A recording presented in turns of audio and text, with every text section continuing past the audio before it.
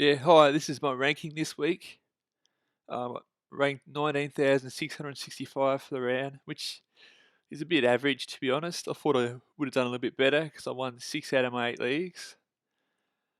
But as you can see here, I've moved into the almost in the top 30,000, which is a little underwhelming, I guess. But considering where I was a few weeks ago, it's a bit of a comeback. As I've had a rank change of 9,000, so I've gone up in the ranks a bit. Did a bit better last round, although I think this round was a bit more. It was. Let's go back to my main team. Oh, so here we go. We've got Jaden Short here, 110. Pretty happy with that. It's not the best score. Not as good as last week, but we'll take it. Seems to be the most consistent defender so far. Well, other than George Short, but I'll talk about him in a minute. He might be the number one defender for the year, Jaden Short. Will be up there anyway, at least top 3 or 4. Jack Crest, this is a bit disappointing, this pick at the moment. He did play well last week. This week, it's better than his first round performance, but, it's just not good enough. You want him to get probably at least 110, 120 average for his price point. And look, it's tough with this pick. I think with the new coach, this has really impacted him a bit. Pretty much, I reckon. As for Jordan Ridley, pretty happy with his score. Thought he would score a bit more. He was like 70 at half time. Dropped off a bit in the second half. I think because Melbourne did do a bit better in terms of scoring in the second half. It opened up a bit more, which might have had impact really score a bit. But he still scored 115. He actually has a higher average than Jack Crest now, which could be a good sign that Crest might not be the player that we thought he would be. Look, we'll wait and see. I think Crest is probably not the player. He might not be able to get in the top 6 defenders. George Stewart, yeah, he's been phenomenal, this player. I don't know why I didn't start with him for round 1. If I had him at the start, I would probably have a bit better ranking, overall ranking. But yeah, look, credit to him, 111. It's phenomenal. I thought his score might be impacted since you got Walsh, Crisp, and all the Shearer back, but it hasn't impacted his score. In terms of Jack Bowie, 89, happy with that. Traded out Whitfield, and I think would have only lost like 9 points, but Whitfield price would have gone down, and Bowie's going to make plenty of money. Should have started him instead of McInerney. He would have been miles ahead and would have had more money to spend on other areas. Paddy McCartney, not as good this week, 61. Considering the ball was in Sydney's defence a bit more, I thought he might score a bit more, but Bulldogs were a bit too strong. Should have won by more, even though they had a lot more free kicks. O'Driscoll, 49. Okay, probably want a bit more.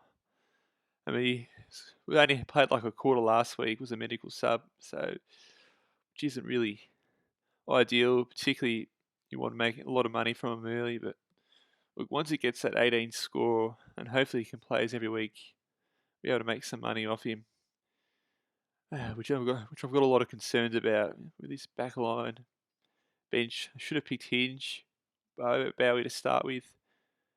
They're probably in a bit better place instead of starting McInerney, which, you never know. Decotting, 50. Look, it's not the best. His price didn't increase because basically he was concussed. So, look, he's probably not going to make you that much money, to be honest. Look, if you can get a 70 or 80 a couple of weeks in a row, we'll probably take it. And if he gets to 300k, that'd be great. That'd be a win, I reckon. McRae, disappointing. Quite a few premiums were disappointing this week, which is why the average scores are a bit lower this way around. 92. The captaining this round was just a pain. And no one who in the midfield went insane. So, yeah, disappointing for McRae. He went on 100, which is a bit surprising. His price actually went down, even though he played well for the first 2 weeks. So if you haven't got him, you might be able to pick him up maybe next week, maybe this week or a week later, depending how well he scores next week. If he drops below 100 or just over 100, you might be able to pick him up for a cheaper price if you don't have him. Steele was okay. Been a bit better the last few weeks. His first week wasn't that good. He did better than Tuke Miller. So, yeah, got an advantage over those people who had him. But, look, you want a bit more from him. Considering St Kilda dominated Richmond in the last quarter, thought Steele might score a bit more. Maybe it's 130 or 140, which would have helped my score a bit. Now, this is where we're going to talk about the captain problem this round. Looks like neither of these options worked out well. I guess Dunkley, if you had him as a VC, would win 30 points off. Compared to McRae, or 25 points off with Neil, which killed me. If you had Oliver, you'd be laughing because you'd be ahead of a lot of people for this round. Yeah, look, I still got 13 points better off than McRae, so I'll take that, I guess. I thought Neil might go berserk, considering North Melbourne were a significantly weaker team. But it was a much even spread this week for Brisbane. I mean, Neil was disappointing in the second and third quarters. He was good in the first, good in the last, which saved his score really. But the second and third quarters, he was pretty ordinary, which really let his scoring down. He probably could have got 130, 140. Didn't dominate as much as I thought he would. I guess he didn't really need to because playing North Melbourne. North Melbourne were pretty crap, particularly in the last quarter where the margin was more than doubled. So look, 105 as a captain. Hopefully I don't get any lower scores for captain this year, but thinking future, kind of sucks having McRae, getting the score you want, and then Neil not doing that much better. But at least he didn't get scored less than McRae, I guess. It's a tough one. Wasn't expecting that, that's for sure. Cripps, 119. Look, he didn't get over 140 like he did last week. He's looking good, but slowed down in the third quarter, which was when Hawthorn really came back. So, look, you don't expect mega scores every week, but he's going to make money for now anyway in the short term, which is why I brought him in took him out instead of Berry. Traded Berry, brought Cripps in is what I'm saying, which probably is more of a short-term solution. Or although probably will generate points longer term, hopefully.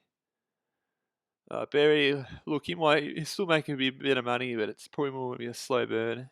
Unless he scores a couple of quick hundreds, which he hasn't yet. Despite playing North. Did he score over 100 this week? Oh, I don't think he did. But it wasn't a mega score, which is sort of what we want. Look, Matt Rao, 103, which is pretty good considering beaten quite convincingly Gold Coast. A bit disappointing from Gold Coast. I thought they might put up a better fight considering they played Melbourne. And they did pretty well against Melbourne to only lose by 2 goals against the Premier team, which is a pretty impressive effort. So we'll take 103. Did better than Miller. Horn Francis, 67. Bit disappointing from Horn Francis. Really thought he would do a bit better, but look, they're playing a good side in Brisbane. Can't expect a good score every week, but for a rookie that price, you want probably a bit more cash, particularly early on. So he's gone up in value in price, but that might be halted a bit for a few weeks, unless he goes big next week. I mean, look, he's playing one of the better midfields this week.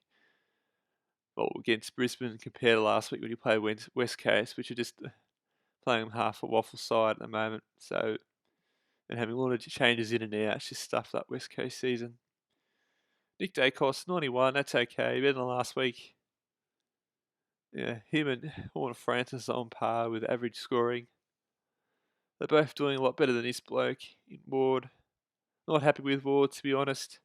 He's only gone up a bit in price To be honest, you're better off with Nash this year, to be, by looks like it. Had a high average and he's a pods, he would have gained over other players. Just yeah, hopefully Ward better have a good score soon, or at least a couple 80s. You know, paying 180 for a rookie, or 180 in generals, you need to have those big scores. He had had a great pre-season game, but he just hasn't really, gone near that, nowhere near that, to be honest. And considering they haven't really played, other than maybe Port Adelaide, but Port Adelaide were bad that night. A good team yet. We've got a big concern about Ward. Might have to get rid of him soon if he doesn't really perform. Dylan Stevens, yeah. What I can say is that it was a good thing I had him as emergency for the first round to make sure I didn't pick him. Make sure, it's a good thing I didn't start him. Basically, it was an excellent decision. I think went well with picking the right players for the first team selection. All our emergencies performed pretty crap this round, except one. McDonald, 51 points, still made more than Ward, and has a high average than Ward. And he started out cheaper too. So look, 51's okay. He's not really going to make too much money, like a lot of these rookie midfielders, which have been a bit disappointing, to be honest.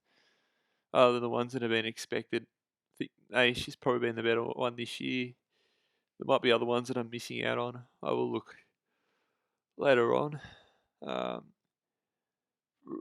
How 40? It's not good enough either. May make you a bit of money, but yeah, it's not what we want. Gorn 117, a bit better than last couple of weeks, to be honest. Well, his average is not even at 100, and English is overtaken him by looks like it this year. He scored 150 against Sydney, and I really should have traded Gorn to English.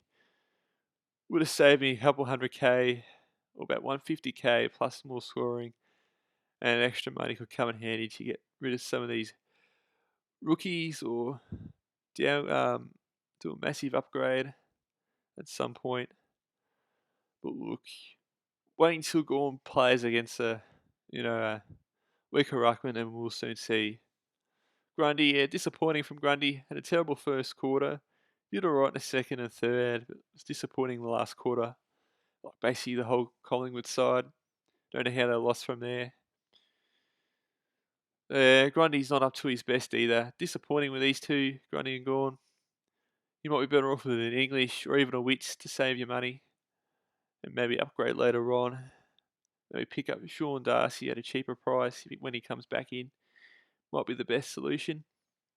You keep Wits and English. You probably keep English for the whole season, I guess. In terms of Hugh Dixon, 61's okay. In fact, he was my best rookie, my best player on the bench, to be honest.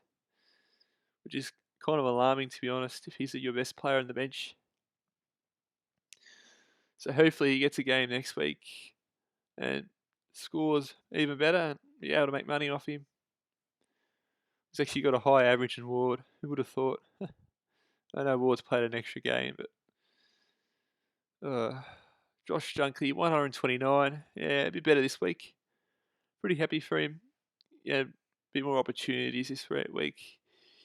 Ball went inside 50 a lot, so yeah, a bit better finishing from Dunkley. Happy with him. Zach Butters, probably one of the most disappointing players of the round, to be honest. Like Port Adelaide's choke. There's quite a few teams that are choke or almost choked, like Carlton this round. 58's not good enough for his price point. He has gone up in price, but not as much as what he should have if he went on the same path as the last couple of weeks. So, he's still a young player, but look, we're not going to expect 100 every week, but 58's not good enough. We want his floor to be like 80 or a 90 or even a 70 at the lowest. 58's not good enough. Everyone has him just about, pretty much. So it's not really too much of a big deal, but it may affect. It could be alarming later on. We'll soon see with it. Caniglio, excellent score from him. He's actually got a higher average than Zach Butters now. Yeah, 149, back to his best. Excellent performance from Caniglio. This might inspire GWS back to form. Yeah, happy with Caniglio. Everyone has him, so it's like, who cares? Will Brody, yeah, pretty happy from him. 90. Yeah, he's doing well. Freo looks like a great decision for his career. I know Fife and Mundy's out. Once they come back in, I'm not 100% sure. Will he get the same? Will he be even in this team? But I reckon he's done enough to earn a spot. But will he get enough midfield minutes? I don't know. Either way, he's a good short-term option, and you're really winning if you have him or keeping up with the competition. Happy with Will Brody. Tom Cherry, look, didn't get the 100 this week, which is playing a much better competition within Oscar McInerney and Brisbane in general. So, look, 81's pretty good against a team that could make the grand final this year. So, yeah, pretty happy with Tom Cherry. His role is definitely better this year, and he's doing pretty well at it. Jack Hayes, yeah, disappointing from Hayes. But glad I took him over Rochelle. It looks like I made the right call with the players that I've selected on field and the players that I've left as emergency. Been lucky in that for this round in particular. Usually that's not the case for every position. Look, he did get a goal. I thought he was a bit ripped off. I thought he'd get more in the last quarter, to be honest. Thought he would get at least bare minimum 60, 65 or a 70. Bit shafted there. Look, he's still going to go up in value. In terms of the rookies, the bench, Rochelle, yeah, disappointing.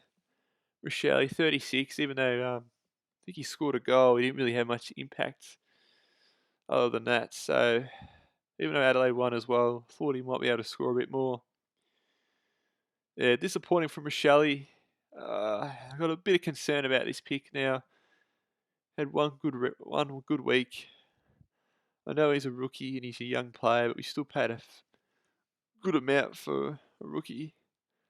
Hopefully he can get a couple good weeks soon. Otherwise, he's not really going to increase that much in price, and we sort of need that money coming in. And Hollands, I'm going to have to trade him. I thought he might play this round. I think he was playing the VFL, which is a good sign. Look, I probably should have started with Nick Martin.